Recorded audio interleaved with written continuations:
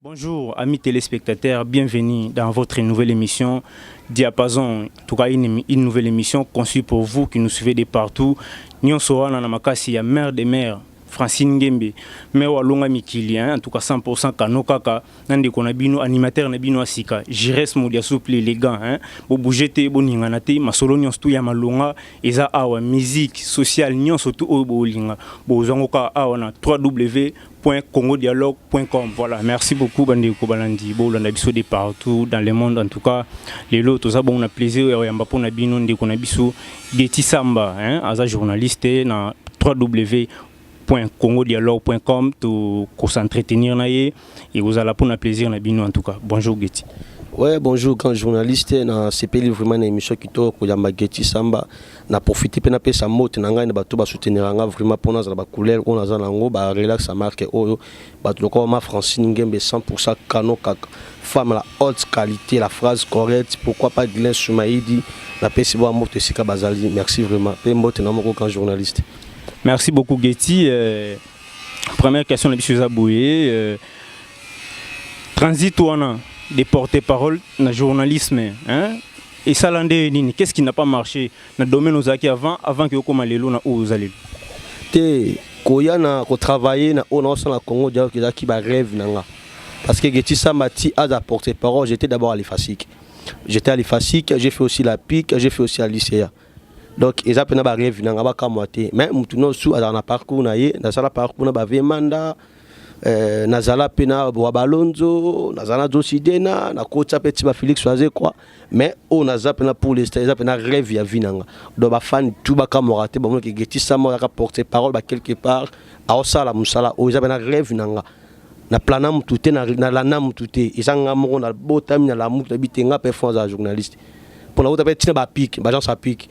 On appelle moi à Nice, dans le journal, il y a nos presse, revue de presse, pas pique, pas Nice. Donc il va comme on l'a bâti. Ils arrivent dans la NAM, on a plané tout bien. Ils arrivent naïe, c'est bien dit. Merci beaucoup, Chrissy. Na musala oyo, vous allez vous avez déjà journaliste, vous avez expérimenté en haut. Pas grande difficulté au côté de musala oyo, ils ont. Bon, bah difficulté ça rentrer dans musala non ça. Il y a les bosseux qui sont artistes, musiciens, comédiens, artistes en général. Donc, je vais savoir si on va aller loin. La première difficulté en Rwanda. Bon, ça va rendez-vous sur la manquer, ça va vraiment propreté. Dans la salle d'émission, on a cité comme on a foulé. La salle d'émission a fini et l'eau au monde à l'oboko. On a fait 50 francs. Mais le rendez-vous manqué, c'est parce que les lopés, bango wana ba musicien, ba théâtre, ba zoko accusé, biso ba journaliste, tout ça paiement ba mendiant trop et comme donc ça dit so pour m'tali une émission, il faut épcer déjà bon melanga déjà montant tel. Donc est-ce que biloko wana ils a professionnel? Ba o ba senga wana bango ngaza Geti. Na ko kotaki ba konte poza ba ligne banjela na bango. Ngaza mtu moko tawa ki ngasama la sana émission ba ki alobo melanga azati.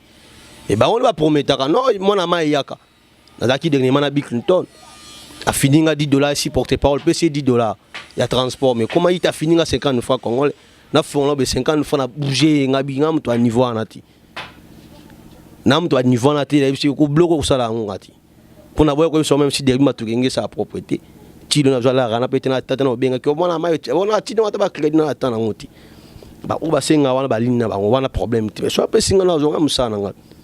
Voilà, merci beaucoup. En tant que journaliste, idole na yo, ils ont un métier. Idole na ngaka moko. C'est que tu es un homme sans ambition parce que mais ça non lobelo moko mutu oyo azana idole c'est un homme sans ambition. En fait, d'après ngai, pour na yo, est-ce que non, ils ont normal temps bon. Mutu azana idole, c'est que oza comment tu fonctionnes sans idole? Azana idole ti. Wana ko retirer moi no mabe. Mais na CP là ba kulutu basala e basala musala ba kitoko. Na CP ba kulutu basala musala kitoko mais ko zana ko na successeur à mutu apesa ngwango dati. Donc na bota mané journaliste. Ok, merci beaucoup. ACP là na bakulutu, c'est bien dit en tout cas.